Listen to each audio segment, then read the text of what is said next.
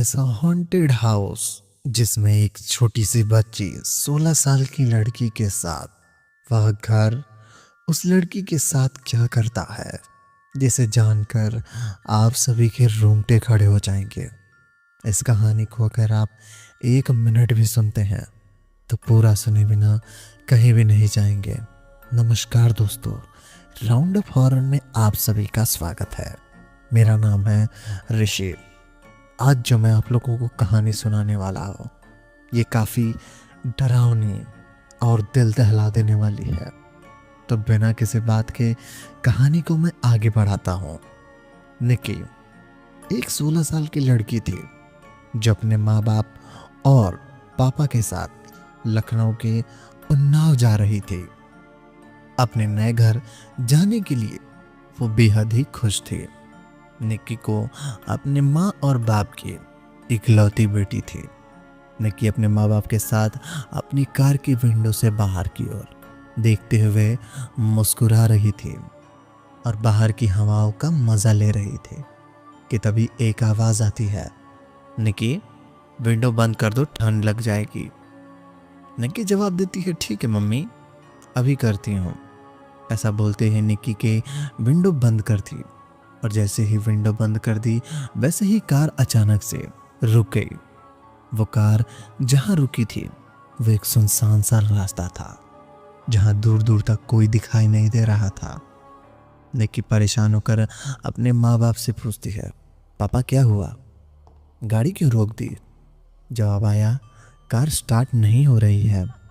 और तभी एक पागल सा दिखने वाला आदमी निक्की की कार के विंडो के पास आकर जोर जोर से खटखटाने लगता है। वो सभी लोग बहुत डर जाते हैं। वो बार बार बोल रहा था कि आगे मत जाना, आगे मत जाना, और बोलकर चला जाता है। इन बातों से निक्की बहुत घबरा जाती है। बहुत मेहनत के बाद कार ठीक हो जाती है। निक्की और उसका पूरा परिवार सही सलामत अपने नए घर पहुंच जाता है जो कि उन्नाव में था। असल में वो जो घर निक्की के पापा को पसंद तो नहीं था, पर वो उन्हें बहुत सस्ते में मिला। यही वजह थी उन्होंने बिना सोचे समझे घर को रहने के लिए पसंद कर लिया। निक्की तो बहुत खुश थे। अपना नया घर देखकर वो कार से उतरते ही घर के चक्कर लगाने लगे और वो फिर अपने परिवार के साथ घर के अंदर गई। तो उसने जो देखा वो देखकर बिल्कुल भी वो घर घर जैसा नहीं लग रहा था। उस घर में एक अजीब सी मनहूसियत थी, जैसे वो घर उन लोगों से बहुत राज छुपाए हो। पर फिर वो परिवार उस घर में रहने को तैयार था। अगले ही दिन निक्की अपने नए स्कूल जाने के लिए तैयार हो गई। स्कूल में सब कुछ अच्छा रहा। निक्की के लिए नए टीचर, नया स्कूल, नए बच्चे और नए दोस्त। निक्की के लिए अब तक सब कुछ नॉर्मल ही लग रहा था। मुश्किल में 5 दिन हुए थे उस घर में, लेकिन मोहित से मिलने के बाद तो बहुत ही कुछ बदल गया। मोहित उसके क्लास में पढ़ता था। निक्की और मोहित के आपस में बहुत ही अच्छी दोस्ती हो गई थी, जिसके बाद दोनों अपना बहुत सारा समय एक दूसरे के साथ बिताने लगे। एक दिन निक्की मोहित को अपने घर चलने को बोलती है, मोहित चलो, आज तुम मेरे घर चलो, हम मेरे घर पर ही अपना स्कूल का प्रोजेक्ट पूरा करेंगे। मेरे मम्मी पापा भी तुमसे मिलकर बहुत खुश होंगे। निक्की की बात सुनकर मोहित निक्की के घर जाने को तैयार हो जाता है। निक्की और मोहित की बात करते हुए जा रहे थे।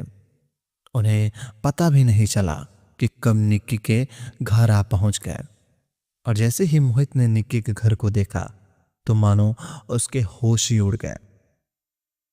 उससे कुछ बोला ही नहीं जा रहा था कि तभी निक्की बोलती है, क्या हुआ है, तुम ऐसे क्यों देख रहे हो इस घर को, जैसे तुमने कोई भूत देख लिया हो?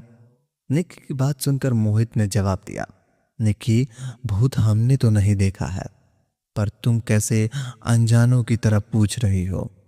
क्या तुम्हें नहीं पता कि मैं क्यों तुम्हारे घर को इस तरह देख रहा हूं? तुम्हारा घर ठीक नहीं है, यहाँ बहुत सालों से कोई नहीं रहने आया है। और तुम लोग यहाँ रुक के हो? नहीं, पता नहीं कैसे। ये सुनकर निक्की और मोहित के पूछा, कैसे? क्या मतलब है? तुम क्या बोलना चाहते हो? ठीक से बताओ।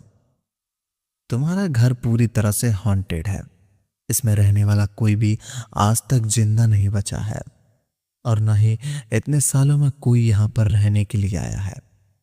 ये बात यह आसपास के लोगों को भी पता जानते हैं, पर पता नहीं तुम लोग कैसे बात को नहीं पता चला अभी तक आप लोगों को।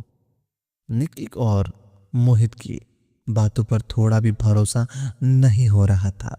वो मुस्कुराते हुए बोले, क्यों मजाक कर रहे हो? चलो अंदर चलते हैं।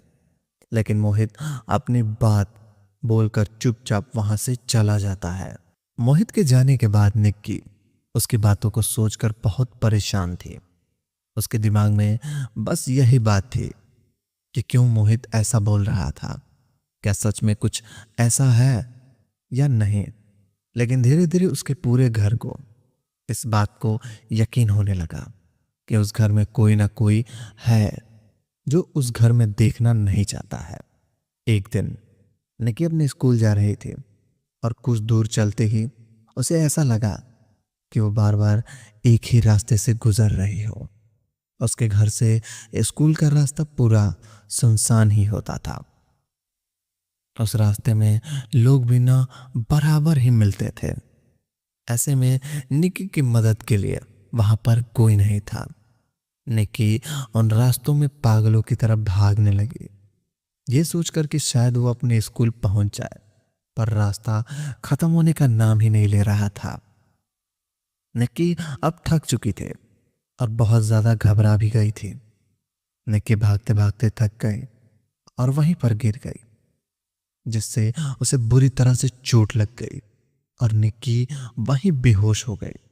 कुछ समय बाद जब निक्की को होश आया तो वो पहले से भी ज्यादा हैरान थी, क्योंकि वो अपने कमरे में ही थी, अपने बिस्तर पर, और रात का समय था। यही कुछ 2 बज रहे होंगे। लेकिन हैरानी की बात यह थी कि उसे चोट भी लगी थी। वो अभी भी उस पर लगी हुई थी। उसे अभी उतना दर्द हो रहा था। निक्की चीखती हुई अपनी माँ और पापा को बुलाती है।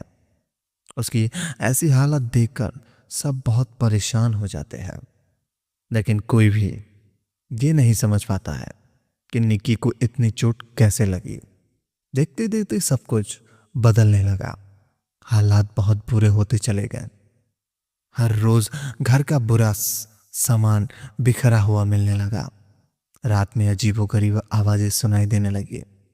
तो कभी कभी ऐसा लगता था जैसे उस घर के अलावा न जाने कितने लोग और मौजूद हो। लेकिन इंटरनेट पर अपने घर के बारे में जानने की कोशिश करने लगे।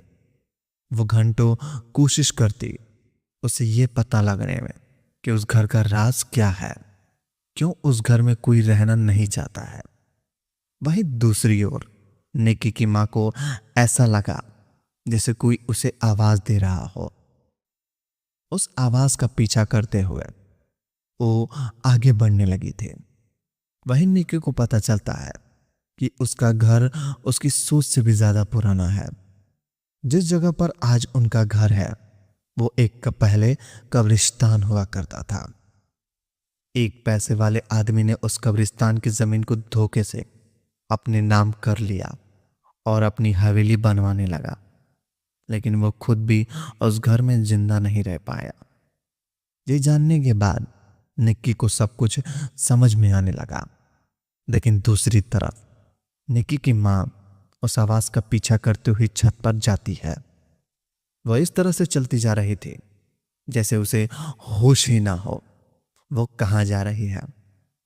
उधर निक्की ये फैसला करती है कि सारी बात मम्मी पापा को बताकर उस घर से कहीं दूर चले जाएंगे।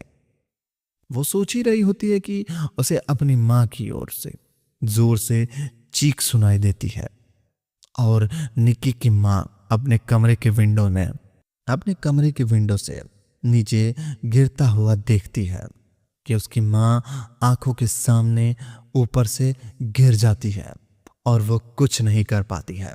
आगे जानने के लिए। क्या वो बचती है उसकी माँ, या फिर वो लोग उस घर को छोड़ देंगे, या फिर कुछ भयानक होने वाला है। ऐसे ही कहानी सुनने के मेरे चैनल को सब्सक्राइब कर लीजिए ताकि हमारी आने वाली कहानियाँ सबसे पहले आप तक पहुँचे। धन्यवाद। मिलते हैं अगले भाग में।